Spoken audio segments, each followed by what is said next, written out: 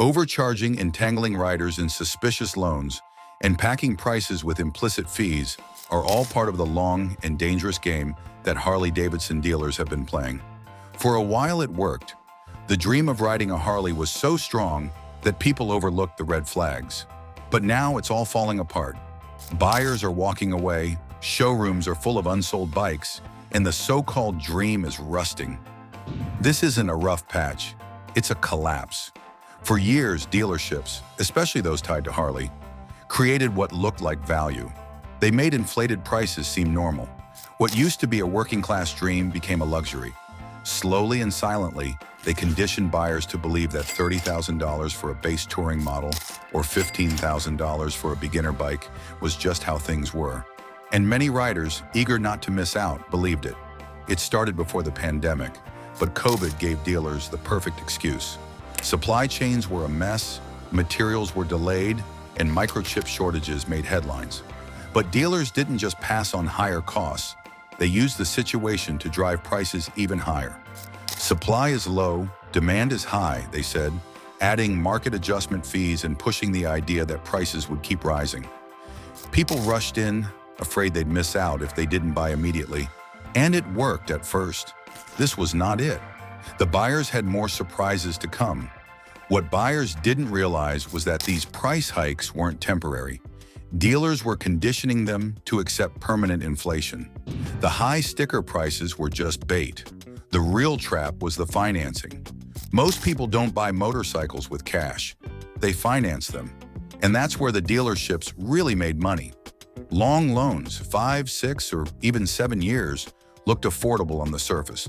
But with interest rates over 8%, extra fees, in terms that stretched forever, buyers ended up paying almost double the bike's value. A $22,000 motorcycle could cost nearly $40,000 by the end of the loan. We haven't even gotten to the worst part. Dealers sold these loans as if they were doing buyers a favor. We're making it affordable, they said, while locking riders into massive debt for a vehicle that would lose value every year. People with poor credit were hit hardest, especially younger or working-class riders. 2 years in, many found themselves stuck, paying huge amounts for a bike worth half its loan balance. But even that wasn't the full story.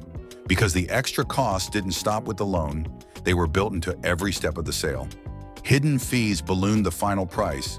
Destination charges, dealer prep fees, documentation charges, and market adjustments. These sounded official, but were just ways to pad profits. And once the upselling started, it didn't stop. Warranties that covered almost nothing. Paint protection that was really just a wax job. Pre-installed accessories you didn't ask for.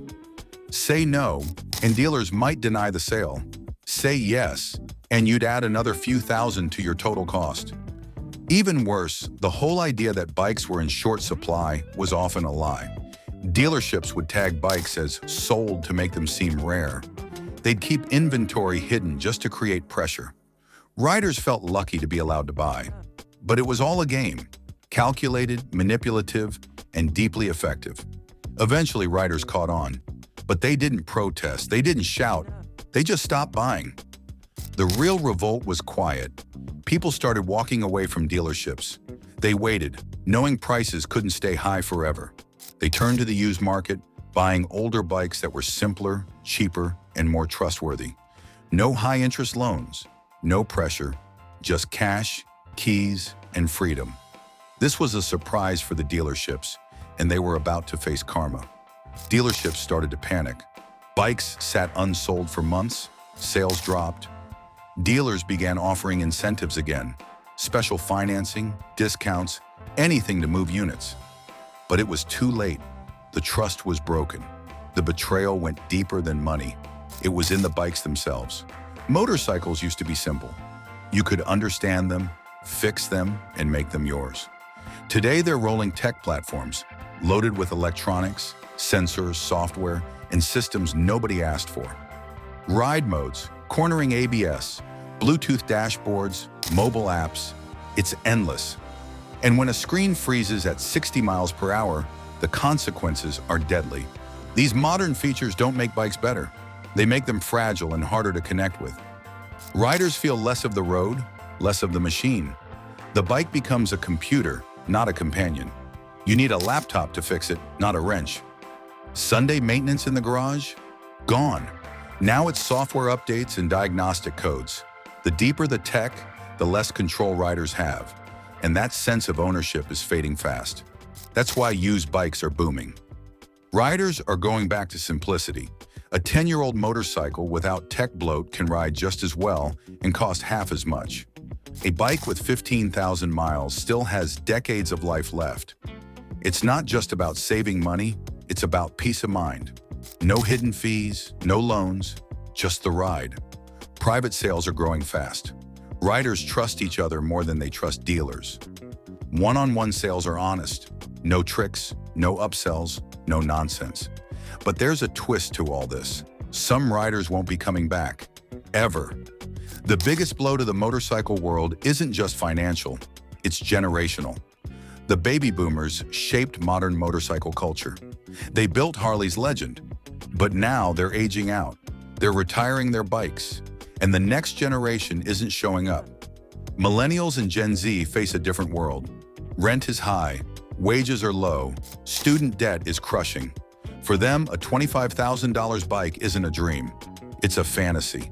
And even if they could afford it, many don't see motorcycles the same way. They don't see freedom. They see risk. Remote work, ride sharing, and urban living have changed how people think about transport. Fewer young people are even getting driver's licenses.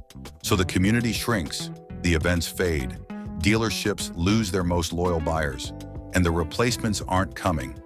That's a demographic collapse. Without new riders, the whole system starts to fall apart. And it already is. In that kind of environment, ethics crumble. New hires are trained not to help, but to close. Finance managers are told to squeeze every customer for every penny. Add-ons, higher rates, bundles. It's no longer about helping you ride, it's about survival, and customers feel it. They don't feel welcomed. They feel hunted. Many don't return. And now there's a threat no dealer can fix. What if riders don't need dealers at all? Direct-to-consumer motorcycle sales are becoming real.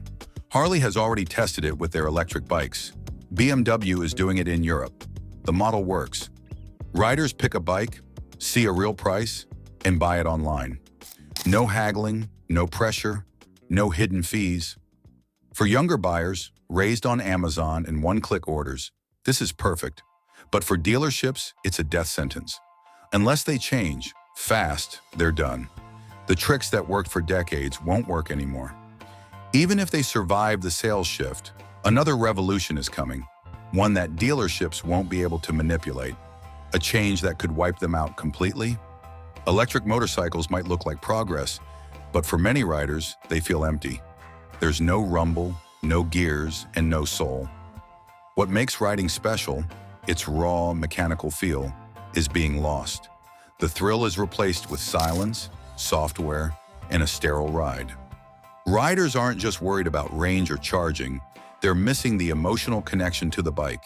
And with only 100 to 150 miles per charge, electric bikes can't handle long rides or touring. Charging is slow, and many public stations don't even support motorcycles.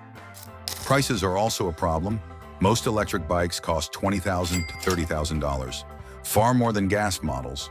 Government subsidies barely help.